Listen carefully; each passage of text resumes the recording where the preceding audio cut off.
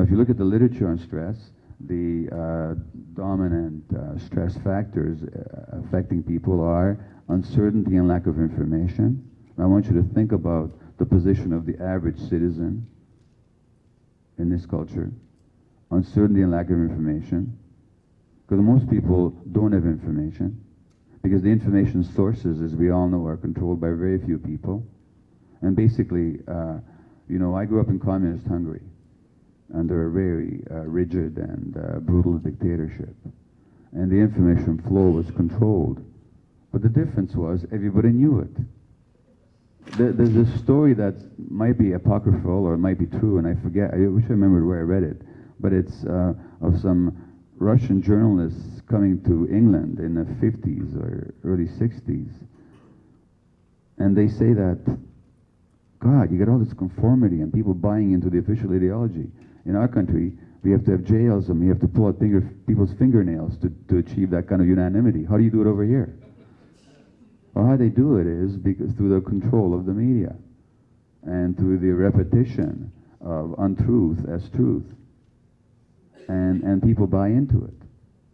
So that the propaganda system and the mind control system is far more effective here than it is on those brutal dictatorships where everybody the mind can see through it. But there are lots of intelligent people here who are totally caught up in it, who actually think that they're free. But how can you be free when you don't have information? Or when the information that you're working with is the opposite of reality? There's no freedom in that.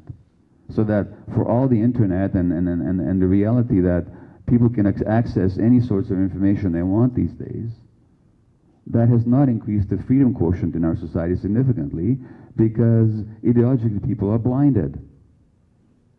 So even though it's available to them, there's no danger of most people ever finding out the truth about climate change. Not at least sufficiently to get them alarmed about it, enough to do something about it politically. So that we have actually people in charge who are in total denial, and we keep electing them.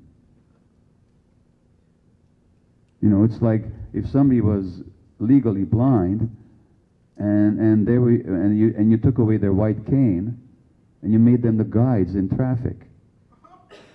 This is what we're doing with our politics. We elect the most blind people, and we say, lead us on. Well, how can you talk about freedom? What person who's actually free would make such a choice? So uncertainty and lack of information characterizes the average citizen and the social discourse and the social conversation. Secondly, loss of control. So in stress, there's a loss of control. Now, if you look at our society, who's got control here? How many people are actually in charge of their lives, given the manipulation that takes place, and given that the most important decisions are made by people far away who are not in any way subject to any kind of democratic control, because they do it through their ownership of the means of production or of capital. And we don't elect our capitalists. There's no elections. You know, hey, I'd like to exploit you, vote for me. You know, that doesn't happen. At the very best, we elect their representatives, who are the politicians.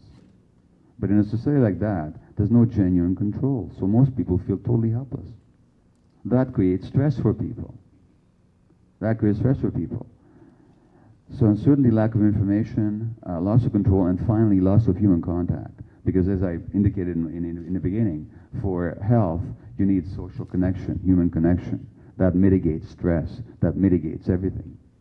Now, as we isolate people more, as machines take over more and more, as we talk less to human beings, I mean, just think about your experience when you make a phone call and the machine says, thank you for your phone call due to an unusually unexpected number of calls, you know, and then you wait for half an hour.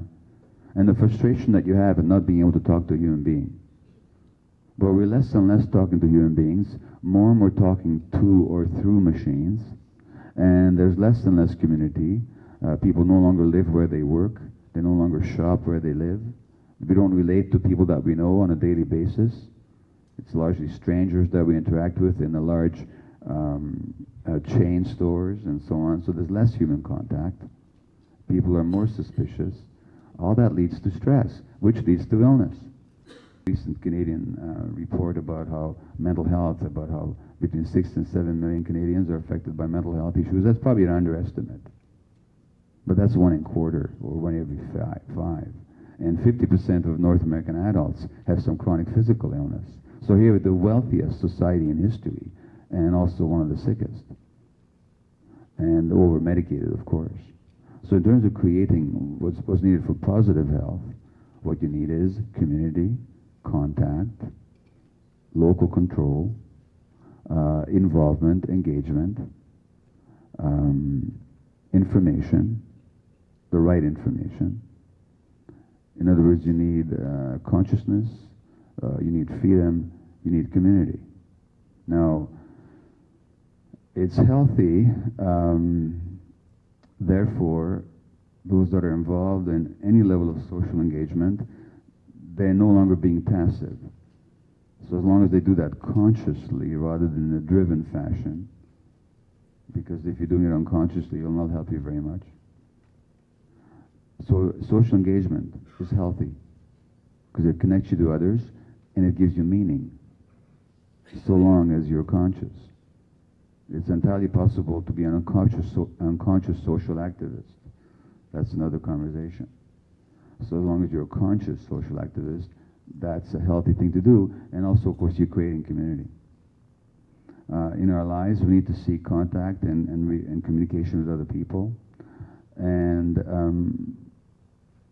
we need to be as informed as possible. Sometimes people say to me, when I get too much information, I get disillusioned. And my response is, would you rather be illusioned or disillusioned? So these are the factors that we have to seek, and not only that we have to seek, we have to create in our lives.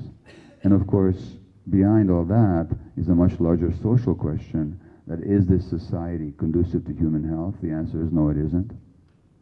And although you can't change society by the flicking of a thumb or the waving of a magic wand, certainly being engaged with the question of what kind of society we'd like to see and how do we best work towards whatever vision we may have, that's a question that's very important for human beings to engage with. Otherwise, we're passive victims of circumstance.